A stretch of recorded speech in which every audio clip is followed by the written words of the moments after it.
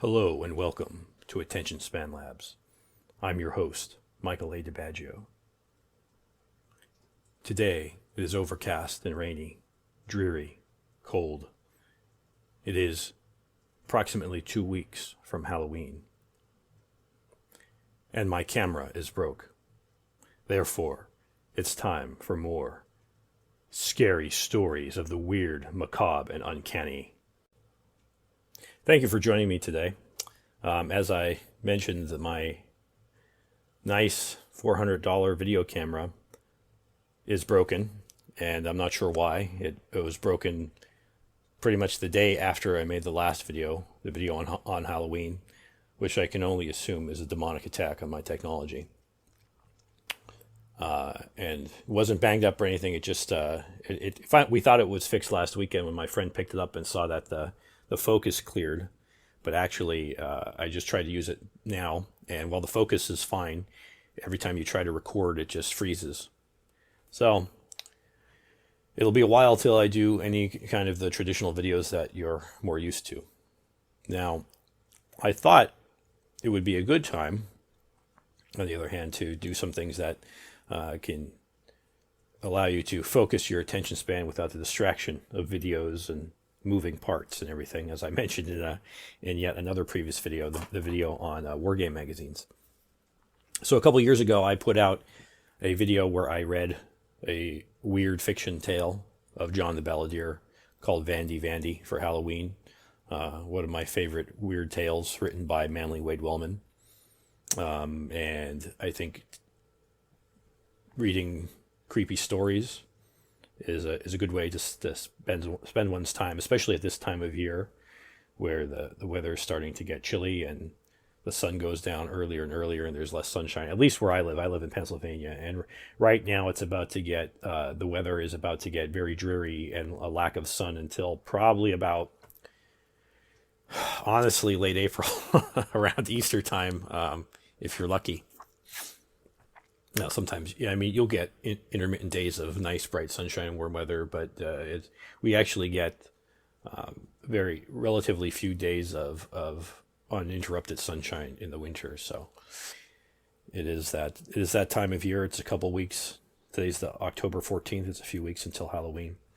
So it's a good time for some scary stories. Now, as I mentioned also in the Halloween video, I'm not a nihilistic consumer of horror. I don't like stories that are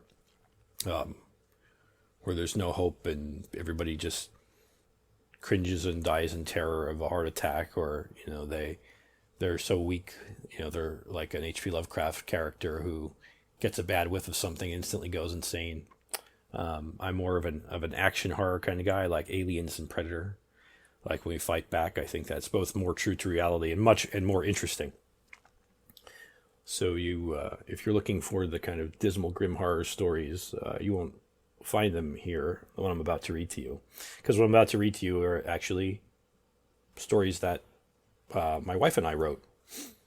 And mostly before we had kids, but still, after that, we put out a bunch of action adventure books that were based on classics that have entered the public domain, classics of science fiction. Like The War of the Worlds, 20,000 Leagues Under the Sea, John Carter of Mars, and those in the Pellucidar stories, and we wove them into a universe and said, if they actually happened, how would the world be different? So it's an alternate history set in that world, but we're also heavily inspired by some of the great early, what would you call them? The early days of weird fiction. And so over the next couple weeks, I'll be reading you some of those stories. A bit of a preface. I'm going to start out with the chronologically first story that we've chronologically in the setting. This first story that we published, and it sets out the alternate history. We were talking about alternate history quite a bit on my Gilded server, and it comes up a lot in a lot of the war games we play and so forth. But I'm a fan of alternate history. I've been developing alternate history settings, both restrained and fantastic, for quite some time. And all the action adventure stories that we've published are set in this same universe. It's called the Ascension Epoch. And the idea is that starting about the mid 1850s, around the time in the real world of the sort of birth of spiritualism and stuff like that, something actually real was happening in the metaphysical background of the universe that was allowing what we would call superpowers, but talking about psychic abilities and so forth, to actually manifest from a time that hadn't been seen since roughly the time of pre-Bronze Age heroic legend of like the Greeks and Gilgamesh and stuff like that, and biblical times. And nobody knows exactly why that started to happen, but nobody in universe. I know.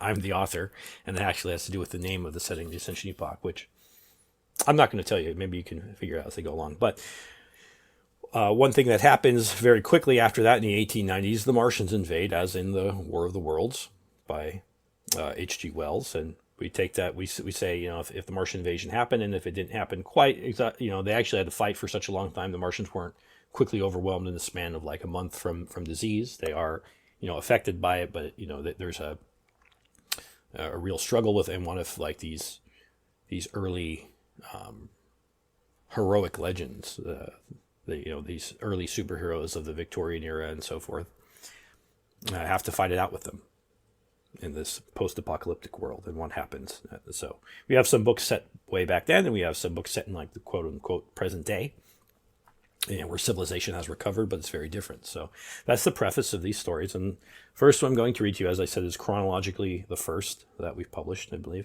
It's called In Hoc Signo. It's about the birth of the signalman, the greatest hero of that age. The Journal of Jameson Doyle, July 13th, 1898. I enter the following account without hesitation, though any who should read it may think me a liar, or else insensible, drunk, or delirious from facing that monstrous power that drives man toward extinction. But such awesome events as I have witnessed demand chronicling, regardless of the risk to my reputation. Against such things as I have witnessed, whose very existence humbles my puny intellect, inflames my weakling spirit to heights undreamt, the strength of all ridicule, mockery, and self-doubt fails.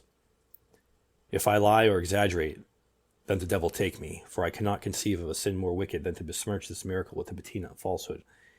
Take these words as truth, and nothing but.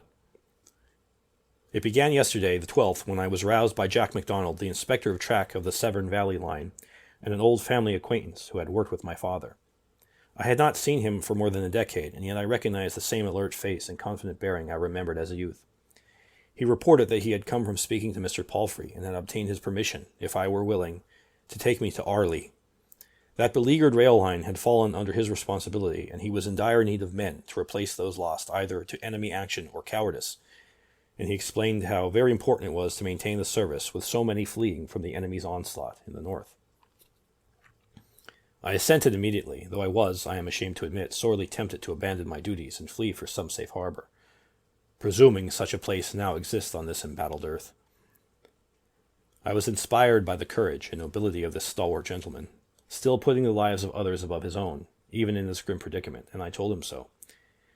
Mr. MacDonald, being too humble a man to be comfortable with compliments, hurried on to the matter of what urgent tasks needed doing. In the course of this, he intimated the surprising extent of his manpower shortage, and the great wreck of the whole valley. Of more than 100 men that he regularly supervised, fewer than a dozen were available for work. Some had definitely perished, but of others he knew nothing. The evidence of the depopulation and ruin was only too evident as we traveled northward, and I, who had been spared the worst in the relative calm of Cheltenham, was shocked by the empty ruins of what had been vibrant towns and cities. When the wild rumor emerged that the Crown and Parliament had fled from the Isles for the fastness of India, fear imposed such an eagerness to leave in her subjects that they brought only what they could carry in one trip. There were many spots along the roads where provisions and private effects had been abandoned, perhaps to make room for another desperate passenger. And all the time we traveled northward, so the invaders drove south. At 1 o'clock this morning, I was awakened by MacDonald to inform me that an hour before, what was evidently a small scouting force of the enemy sent to probe the strength of our resistance had penetrated deep into the country, and had demolished miles of track above Victoria Bridge before being driven off by artillery fire. All the telegraph lines were down, and no warning could be made to a train of evacuees departing Shropshire, which would derail to the doom of all unless they could be warned off. I dressed quickly, donning my high boots and mackintosh, for the rain was then in a downpour, and brought my signaling lantern. We hastened northwest by a rickety one-horse carriage, the only transport left to us in this devastated area. Eventually, we came to a spot that would admit no passage for our vehicle, the trail ending at a rocky slope by the track, which cleaved tightly to the bend of the hillside, and so we dismounted. There we waited, straining our ears for the sound of the cranking wheels or the steam whistle, for our lamp shed little light on the oily night, and we dared not illuminate the electric signal beacon before the train approached for fear of attracting the attention of some distant, inhuman war machine. God knows how long we waited. In the quaking fear of our grim anticipation, either of the train's absence or of our own fearful discovery by the alien foe, there could be no reckoning of time. The impenetrable, moonless dark seemed the timeless chaos before creation. Whenever it was that we heard the blast of the train's whistle in the distance, my heart leapt for joy. The train had not been destroyed. Jack shook my shoulder excitedly, evidently feeling the same sense of elation. What a profound kinship with his fellow sufferers despair engenders in man, so that even moment-to-moment survival seemed like a great victory, a thing almost too dear to be hoped for. Oh, but how my heart sank when that whistle was silenced by the keening wail of the tripod guns. The groaning of yielding steel and the thunderous roar that I knew to be the rupture of the locomotive engine echoed down the valley, and tongues of yellow and orange flames spouted around the bend, igniting the trees on the hillside. It was in this ghastly light that the corpse of the train came into view, still barreling forward under its gigantic momentum. The hurtling wreck was pursued by a brace of the Martian war machines striding athwart the incline, their hideously pulsing, spindly legs mastering the terrain with unnatural grace. God save their souls! Let's go! Let's go! Oh, it's too late for them! MacDonald urged me, for stout and dedicated though he was, the hopelessness of the sight unmanned him.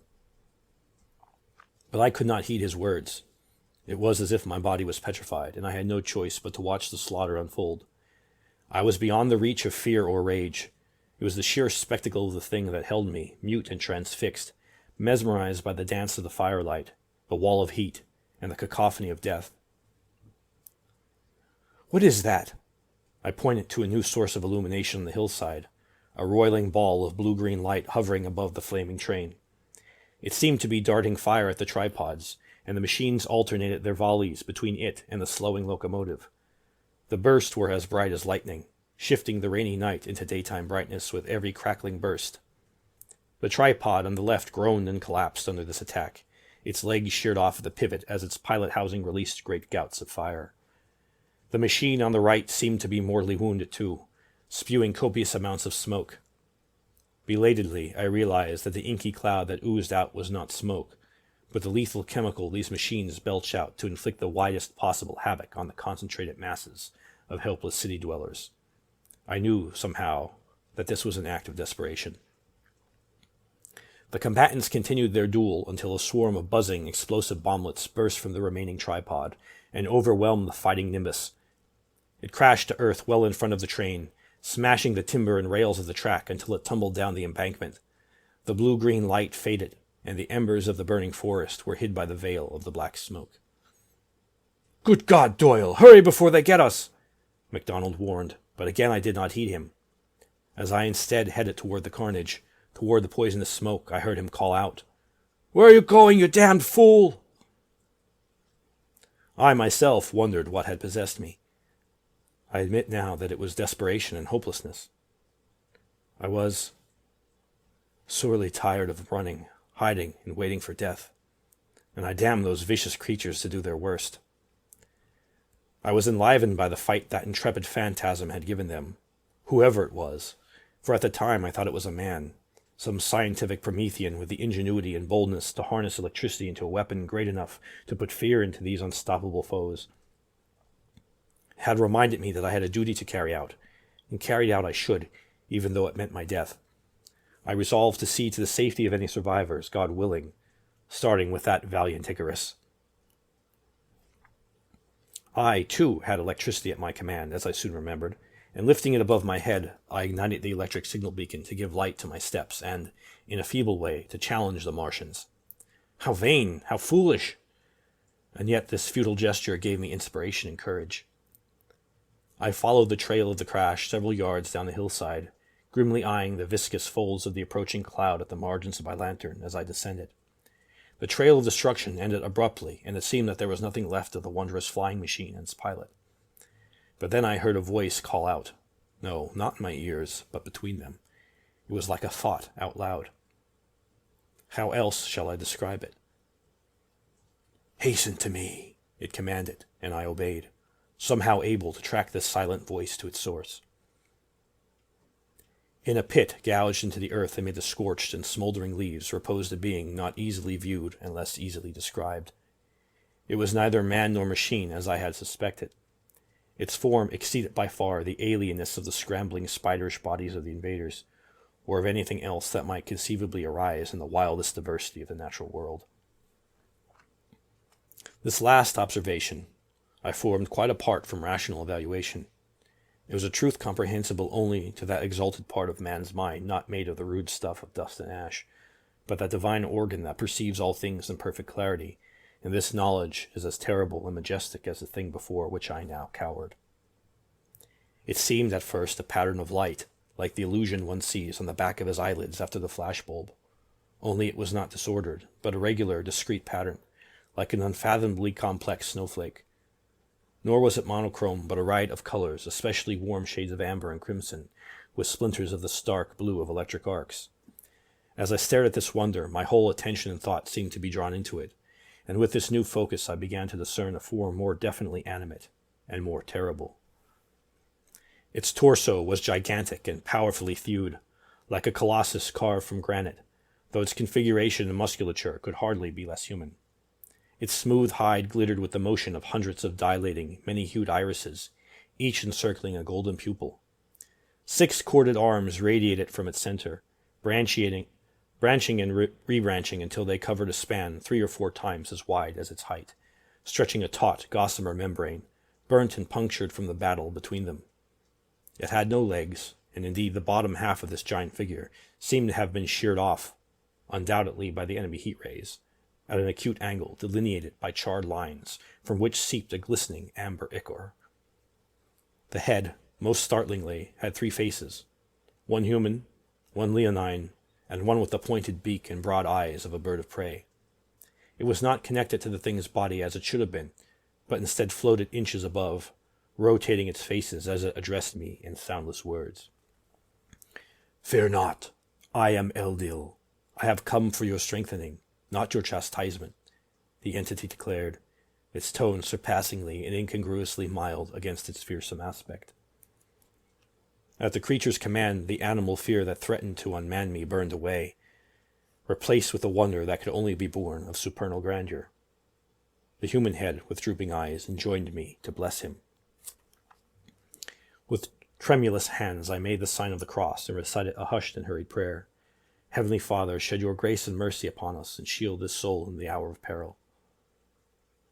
He hears, even on this silent world. My long watch is ended, and I depart, but into your hands I pass the azure lens. It will fortify your body and enliven your mind with wisdom. With it bring courage to the afflicted. The lion head followed in a roaring bellow. "Receive also the crimson lens. It will magnify his wrath, bringing justice to the iniquitous. Vanquish evil with it, but attempt no evil with it, or it will consume you." "Behold the golden lens," cried the aquiline aspect. "It will amplify your senses and speed your journeys, even through the deeps of heaven and the bastions of the walls between." "Wield these in my place. Defend your people," said the human voice. "I will," I affirmed, finding that no other answer was possible. The oily haze of the lethal Martian gas reached us, dampening the light. My skin prickled where the residue touched it, and the toxic vapor seared my eyes and blistered my throat and lungs as I breathed it. I hacked and wheezed, helplessly drawing in more of the deadly substance. Every nerve screamed out in pain, and I was certain that I would accompany this creature to the next world. But then the creature spoke, and his 3 voices outsounded my death throes. Know neither fear, nor malice, nor despair. 3 arms, long, sinewy human arms, spun into existence before my very eyes, each gripping a thick convex disc alive with ordered swirls and pulses of light, azure, crimson, and gold. I saw dimly through a haze of tears the ephemeral limbs plunge into my chest. I heaved and shuddered, though now from a wholly different cause than the poison of the black smoke. Your soul is reforged in the crucible of the celestial fire, the light that warms forever. I fell to my hands and knees in the mud while the entity evaporated in the same manner its arms had materialized. Suddenly the whole world seemed to shift on its axis. A mighty exhale expelled the black oil from my lungs, and a wreath of cerulean fire enveloped me, burning away the lethal haze. Hand over foot I ascended the slope, my left hand still dragging the signal lantern. Though it had been transformed through some process into a new shape, its single signaling portal replaced with a triad of lenses streaming blue, red, and yellow light. Filled with vigor and hope, I marshaled all of my determination and extended the nimbus of light that covered me to a breadth and height of many yards, lighting the surroundings like moonglow on the ocean and burning away all of the lethal fog.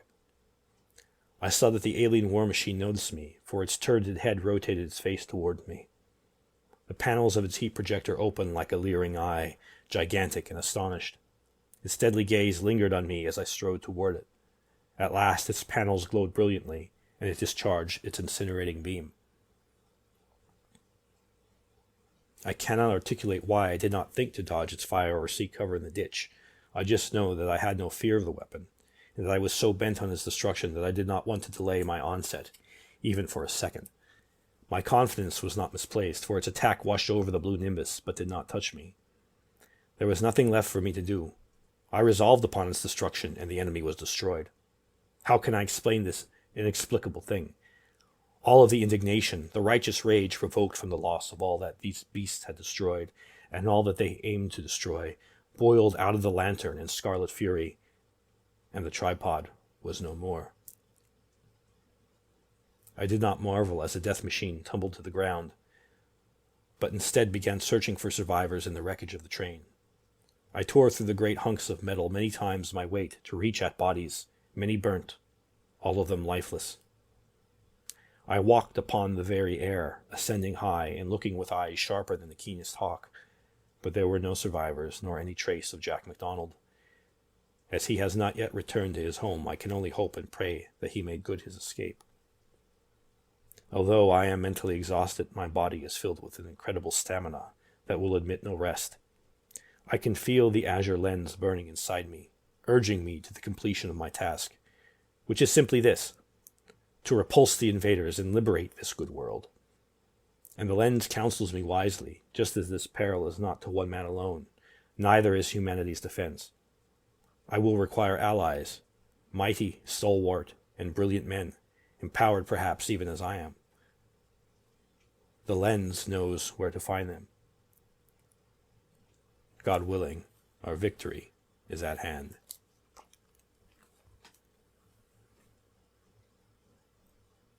Thank you for joining me today. Stop back in a little while for another story from the Martian War Chronicles. Attention Span Labs, signing off.